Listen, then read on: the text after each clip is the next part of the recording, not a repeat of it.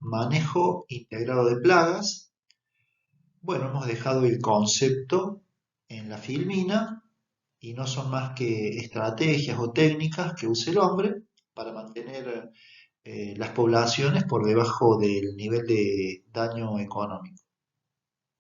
Para utilizar alguna técnica de manejo, primero debemos determinar que el organismo que se alimenta de nuestros cultivos es efectivamente una plaga. Vamos a observar el cultivo e identificar la plaga para conocer su ciclo a través del monitoreo y del muestreo. Vamos a determinar los síntomas y daños que ocasiona y evaluar su densidad poblacional. Si la densidad poblacional aumenta, este aumento en la población puede alcanzar umbrales de daño económico. Estamos frente a una plaga. Entonces, tomaremos la decisión de utilizar alguna técnica de manejo. Existen diferentes técnicas que pueden aplicarse para manejar organismos perjudiciales tales como control mecánico, cultural, biológico, genético y químico. Algunos de estos controles son preventivos. El control cultural, que significa adelantar o atrasar una fecha de siembra, o el genético, que significa utilizar variedades resistentes. Pero otros son controles directos, como son control mecánico, control biológico y control químico. Dentro del control biológico de insectos podemos observar distintas fotos. A la izquierda observamos fotos de insectos atacados por hongos. Al centro, en la parte superior, huevos de chinches parasitados y socas o gusanos también parasitados o atacados. Yéndonos para la derecha, en la parte superior, un pulgón parasitado por un microhimenóptero y abajo una vaquita que está comiendo o predando un pulgón. Y finalmente, bien a la derecha, una avispa alimentándose del néctar de las flores. O sea que vemos que los distintos insectos tienen distintas formas de alimentarse. Eh, Sean parásitos o predadores. El control biológico tiene como herramientas diferentes agentes de control. Entre ellos se encuentran los parasitoides, los predadores y los patógenos tales como bacterias, virus, hongos y nemátodos. Los denominamos enemigos naturales. Ahora, ¿por qué son importantes? Disminuyen la abundancia o la densidad de las poblaciones plaga, regulando su incidencia.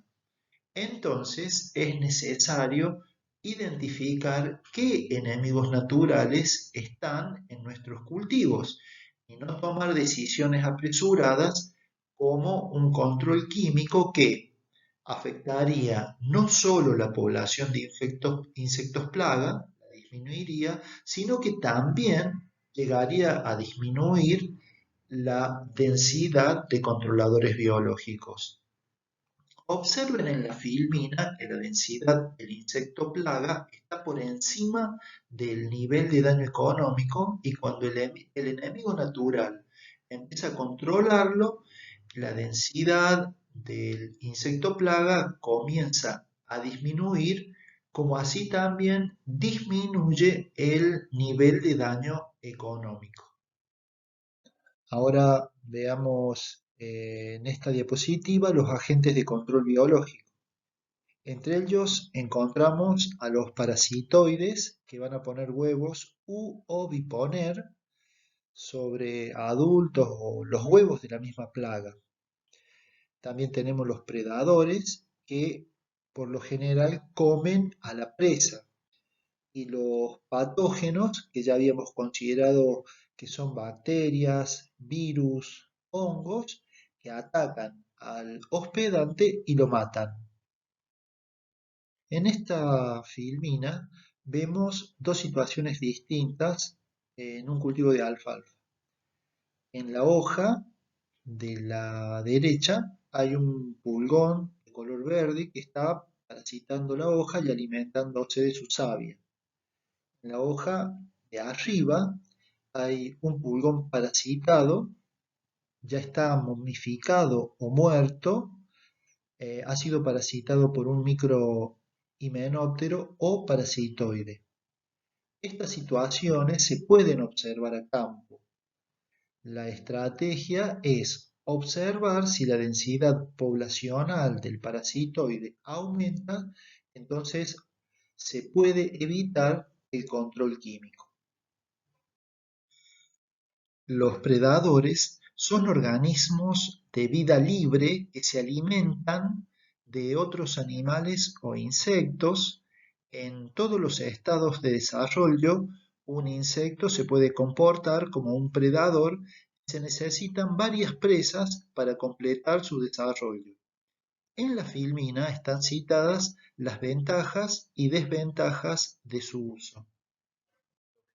La mayoría de estos microorganismos han sido usados como insecticidas microbianos. Estas son preparaciones biológicas que a menudo son aplicadas de modo similar a insecticidas sintéticos o químicos.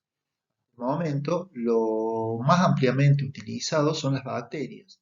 En menos medida se utilizan virus y hongos.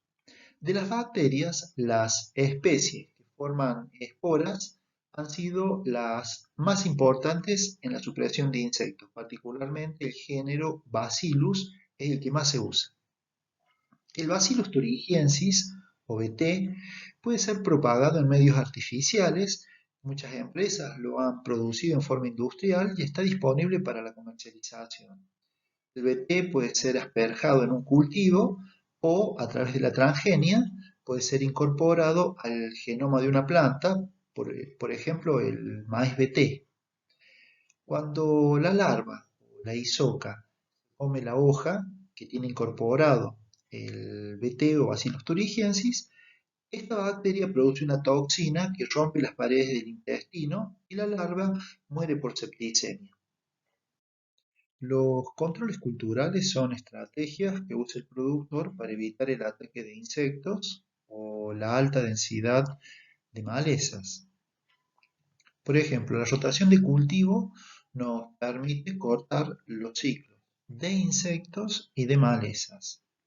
Adelantar o atrasar una fecha de siembra nos permite escapar al ataque de insectos o escapar a la aparición de malezas en un momento determinado y evitar la competencia. Para llevar a cabo estos controles debemos conocer los ciclos biológicos tanto de insectos como de malezas. Por ejemplo, aumentar la densidad de siembra o acercar surcos tiene como objetivo cubrir en menos tiempo el surco y poder competir con las malezas, sombrearlas. Ahora, el control genético significa elegir individuos que sean resistentes o al menos tolerantes al ataque de insectos o de hongos o de virus. Posteriormente, estos individuos resistentes se multiplican para que la nueva población o la nueva generación de individuos tenga estas características de resistencia. El control mecánico es otra opción. Es muy utilizado en el sistema de labranza, o fue utilizado en el sistema de labranza convencional y reducida. Lo que pasa es que hoy se emplea este tipo de controles mecánicos en los sistemas de producción orgánica y agroecológica. Hay dos momentos para hacer control mecánico. Uno es previo a la siembra, se pasa un cultivador, que son una serie de rejas una al lado de la otra, que al avanzar cortan a 5 o 6 centímetros todas las malezas que encuentran a su paso. Otra alternativa es la foto que están viendo, que son, en el escardillo hay timones a 70 centímetros, que en la parte inferior del timón hay una reja de 40 a 45 centímetros y que se utiliza generalmente en el cultivo para eliminar malezas hasta que el cultivo tiene aproximadamente unos 40-50 centímetros de altura, o sea, la altura aproximada del eje del tractor, el eje de las ruedas del tractor. No se podría dejar más arriba porque si no, cuando pasa el tractor directamente quebraría las plantas. El control químico puede ser terrestre o aéreo. El terrestre con una pulverizadora de arrastre o autopropulsada y el aéreo a través de aviones para uso agrícola. Este tipo de control químico está muy difundido en los sistemas de labranza cero o de siembra directa.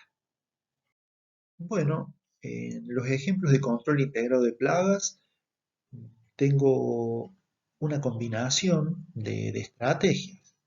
Podré usar una variedad que por un lado me cubra rápido el surco, que me permita competir con las malezas. A la misma variedad la puedo sembrar temprano para escapar a algún ataque de insectos o en forma tardía. Puedo acercar los surcos.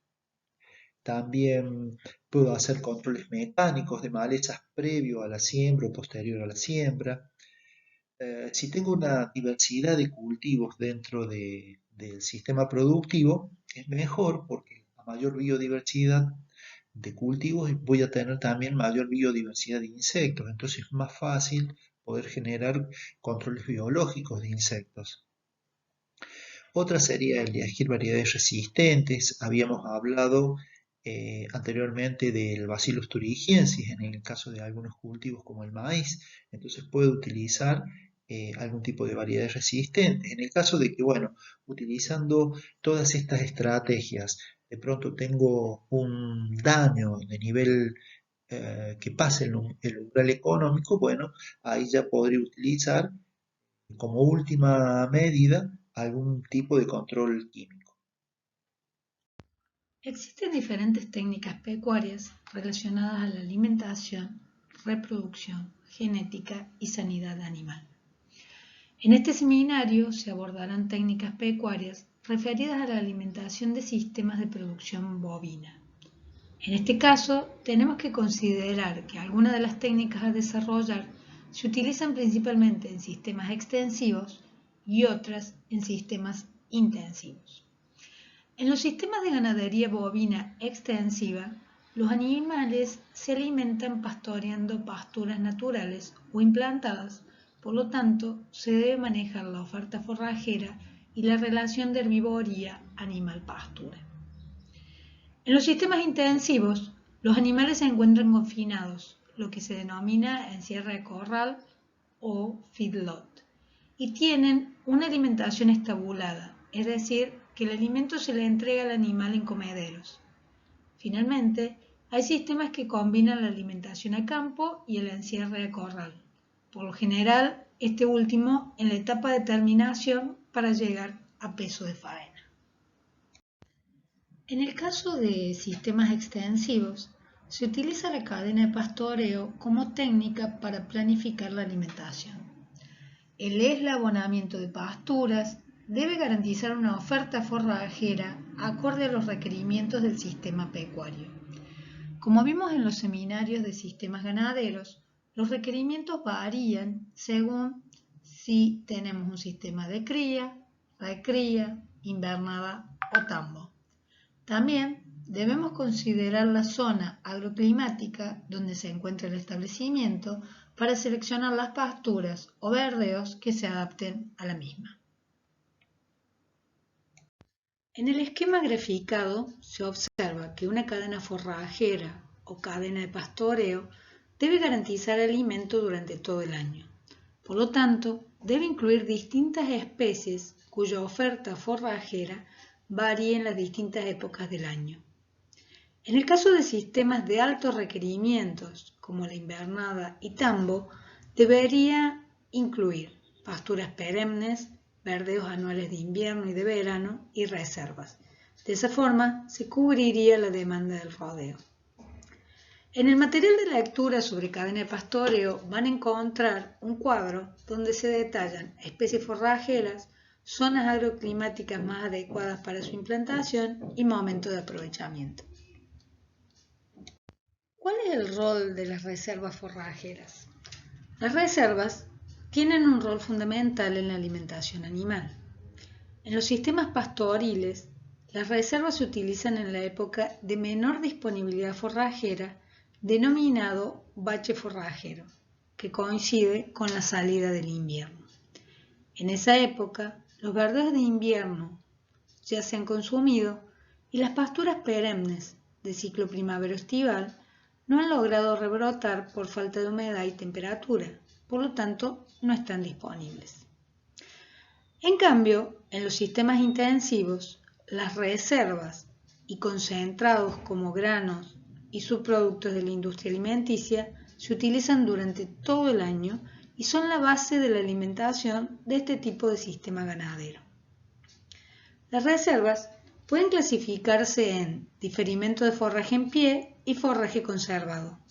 El primer caso se lo conoce como diferido y se utiliza principalmente en sistemas de cría en base a pasturas naturales, donde un lote no es aprovechado en la época primavero-estival y se lo utiliza en la época invernal de escasez de forraje.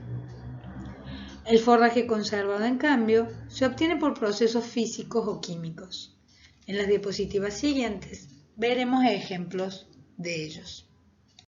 La enificación es un método de conservación física de forraje producido por una rápida evaporación del agua contenido en los tejidos de la planta. Esta humedad debe estar siempre por debajo del 20%. El proceso consiste en el corte de la pastura, rastrillado y luego enrollado o enfardado para finalmente realizar su estibado. El momento óptimo del corte de la pastura se produce cuando hay un equilibrio entre rendimiento producido y calidad forrajera. En el caso, por ejemplo, de la alfalfa, ese momento coincide con un 10% de floración.